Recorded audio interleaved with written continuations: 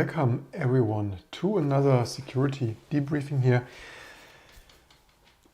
In today's news, polkit, the policy kit in Linux distributions of the last decade. New vulnerability CVE 2021-40-34, aka PwnKit, local privilege escalation vulnerability, here discovered by these researchers.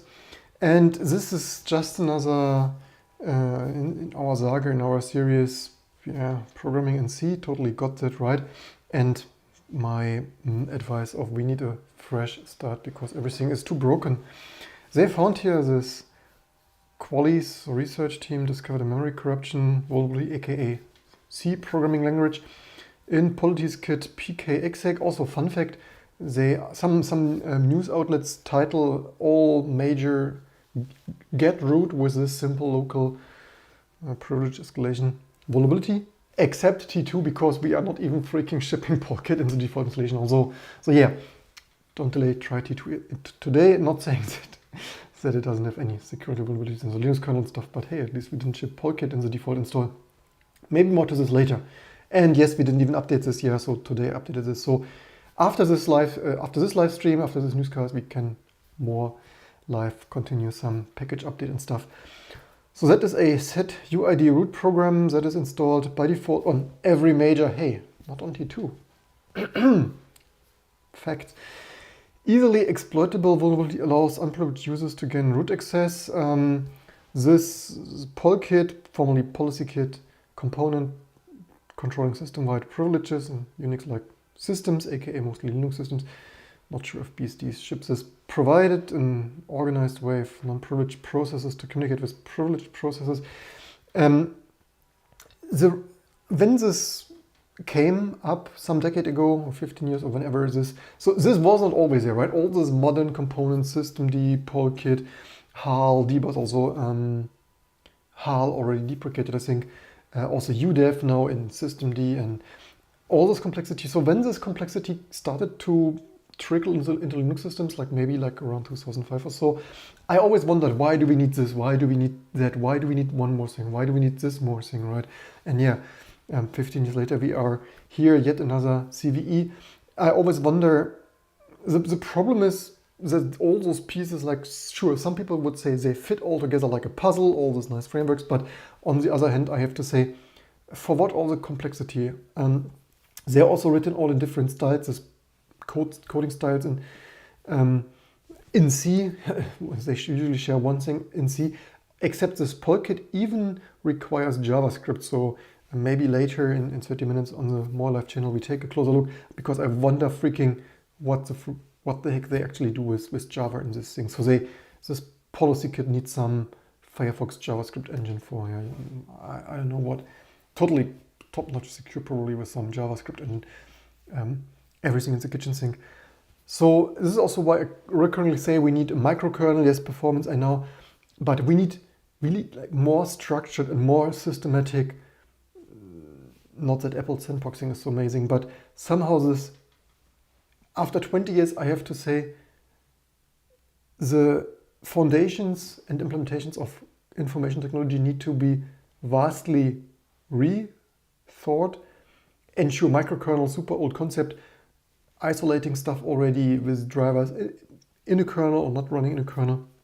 But also here, even user space, some of this is total chaos. Sure, so as I said a minute ago, some people would say, hey, this is all those pieces fits together, this is nicely sorted, everything, this is a big picture, a nice, everything designed, amazing stuff fitting together. But no, everything, LVM2, polkit, UDEF, systemd, they all use different code styles. Also, most use C except JavaScript, but otherwise different code styles. If you look into LVM, you find other code styles and Linux kernels and polkit, then UDEF, then glib. And code style is only one thing, so it doesn't fit. Everything is hey, let's ad hoc invent something here. Let's just glue something here. Hey, we need this one more thing and stuck it. So for me, I would actually say it's not a nicely architectured puzzle fitting nicely together, but more everything in the kitchen sink. And at the end, you get some huge chaos that is standing on a foundation of sand and bit rotting and falling together. So potential impact, successful exploitation of this vulnerability allows privileged users to gain root privileges on a vulnerable host. The security researchers have been able to independently verify the vulnerability, developing an exploit and obtaining full root privileges on default installations on Ubuntu, Debian, Fedora, and CentOS, but not T2 because we are not shipping it by default. Linux distributions are likely vulnerable and probably exploitable. Vulnerability has been hiding in plain sight for 12 years.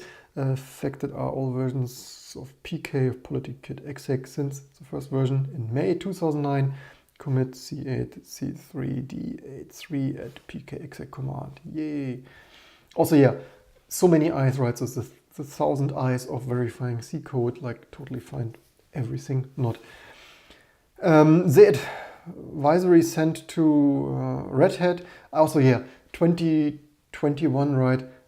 An advisory is only sent to Red Hat apparently, and then all other advisory and patches sent to distros at OpenWall, which actually irritates me a little bit that this is also a by invitation or so only, which I am not part of because T2 is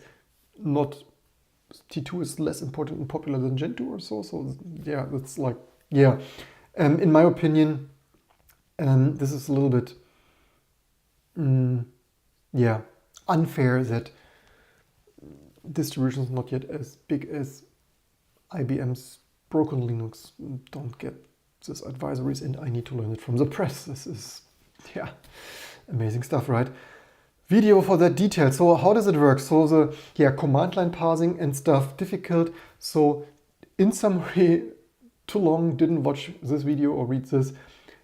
Parsing arguments in plain C, still difficult in 2022, and yet another data point of why you and me and nobody should actually freaking open code stuff like this in C and write C and memory safe languages, and even C++, yes, it has the same class of bugs, but if you are already only using more modern stuff, you could have actually avoided most of the stuff in C++ for 20 years. But now please write everything in Rust and Go and Swift and whatnot. Yeah, so command line parsing for N to argc, and then later parse in G, find program and parse. So unfortunately, the command line argument, so you need to do some little bit trickery, but this is of course the recurring thing. That, of course, all exploits. So on the first glance, it looks relatively okay, but that is always the nature of this memory out-of-bound access vulnerabilities in the C language. You need to take a closer look and potentially run this a little bit specifically. So the number of command argument parsing is argc. Argc is 0. Wait a second.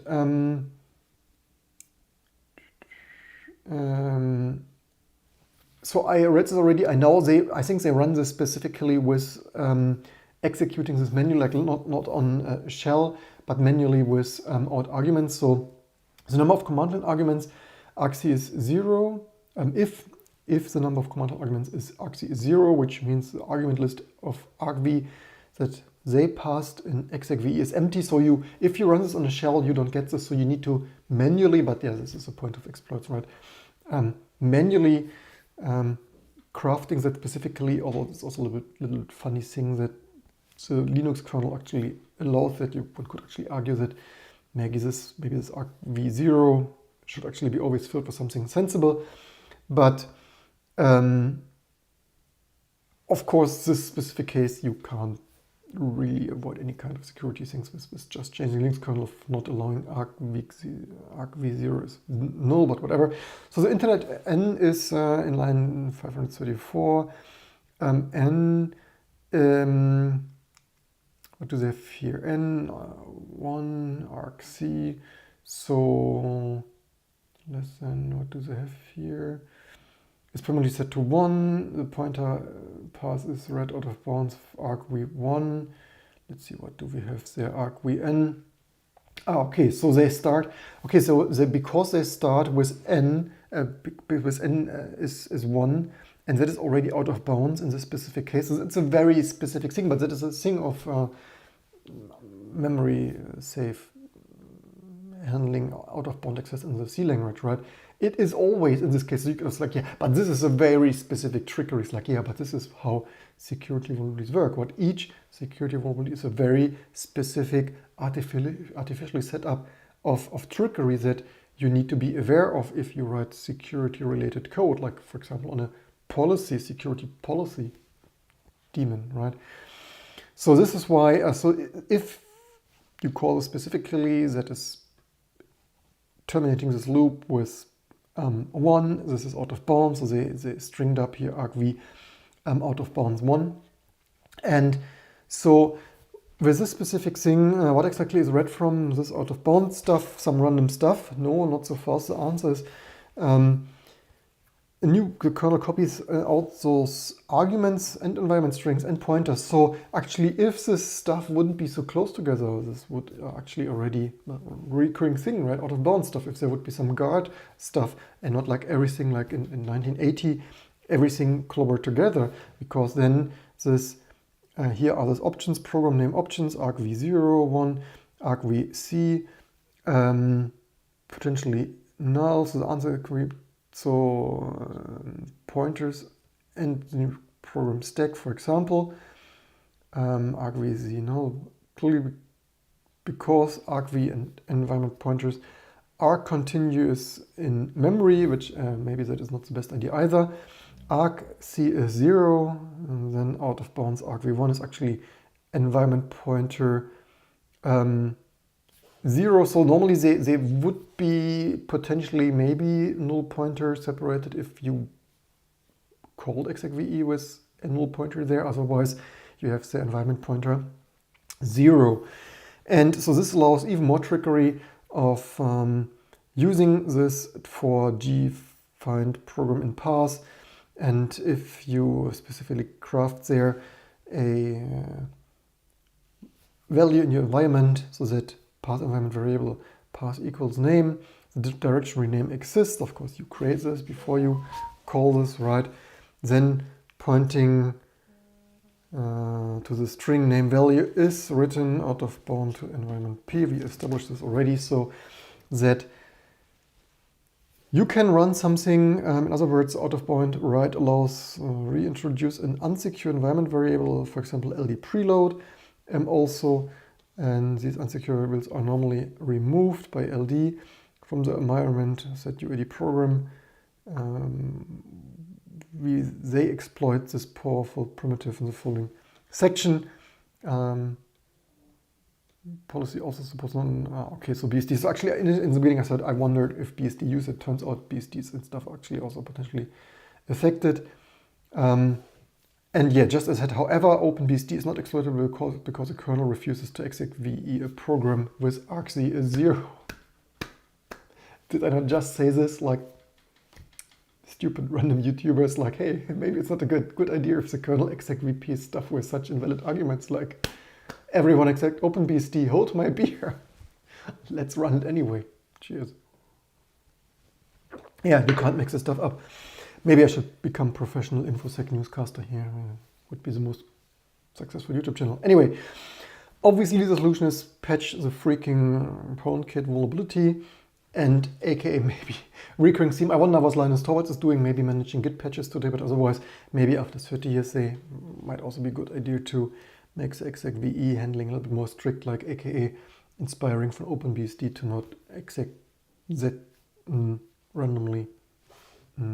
Actually, I wonder if we should develop such a patch in T2. Anyway, so that is the news today. You probably want to update your Linux distribution stuff. And another data point in the already pyramid, huge mountain of sand corns of evidence that writing operating systems, libraries, and security policy kits in a memory not safe language might not be the best idea in 2022.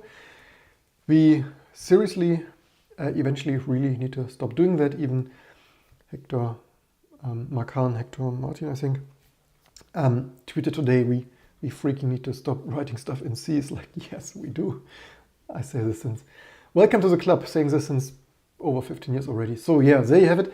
We can continue this. I updated this already, but in T2, but of course it didn't compile. Actually, I didn't even So this is from 2021, 10.04. So I'm not even sure if, or relatively, when was this report? So I think they didn't even bother to release a new version, which I find really bad practice. Where is which version is affected? It's this in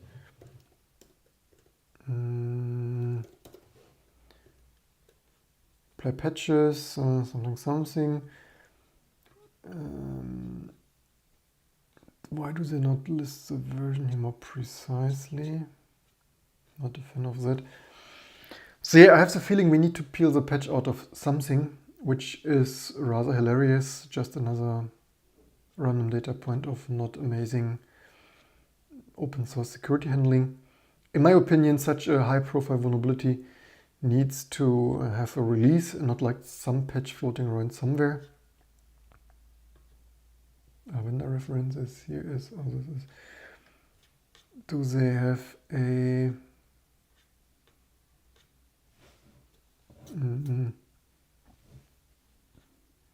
version here? Nah, not so good. Anyway, let's continue on my channel. That is basically everything for this major all Linux BSDs and other Unix affecting vulnerability. Dr. Schwartz writes down one glib SCD programs on their machine. Yeah, in general, I don't want to have anything. Yeah, 2022, the new adventures of digital self-reliance and having to rewrite everything and not C. Yeah, you probably want to share, like, and subscribe for that fun. And otherwise, let's continue the moment channel to take a closer look, find the patch, update stuff, and also take a look at what they do with JavaScript. And we also need to update that somehow, because the other weeks this also didn't build for me, because Python 2 in this old JavaScript engine, it's like, yeah, the Linux ecosystem built on a mountain of random failing C stuff. So cheers.